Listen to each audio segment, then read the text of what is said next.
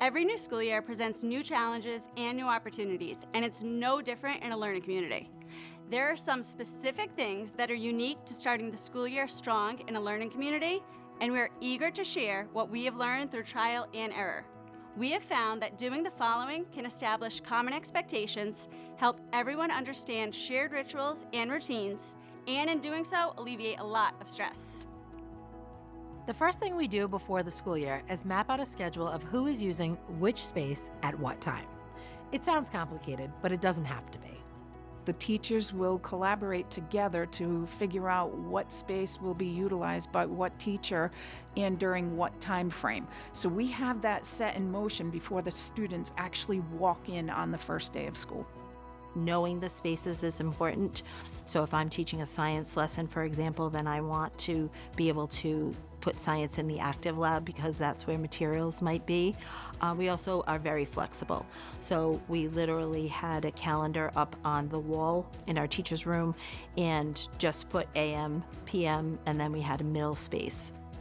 A typical day has us moving from different learning studios to our common areas, in and out of small group rooms to meet the needs of the day's lessons. My day would begin in the teacher workspace where I would collect the materials that I would need for the day.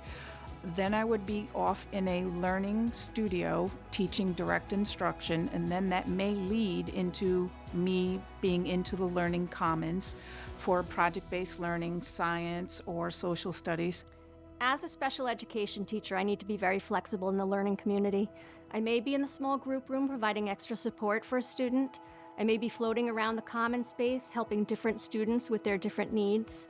Or I may be in the nook having a student take an assessment. Another key component for starting strong in a learning community is to facilitate a project across the entire learning community to co-create expectations. The project that we do at the beginning of the school year sets the norms, the policies, and the procedures for the students to follow. So they take direct ownership of that. So they're actually coming up with the rules, the norms for their own space. It's not something the teachers are doing. The students are actually taking the ownership for their space. As a community, we work to create a shared set of expectations for how to use furniture. Most kids new to the learning community haven't had seating and standing options before, so it's something we need to address at the start of each school year, but it can be done creatively.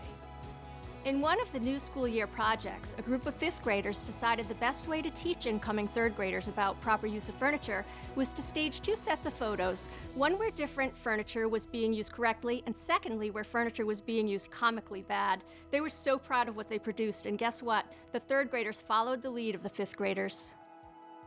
A common term we teach our students is zero space. The term zero space refers to a room's base layout or furniture. Zero space helps standardize a term that's acknowledged by all students and teachers.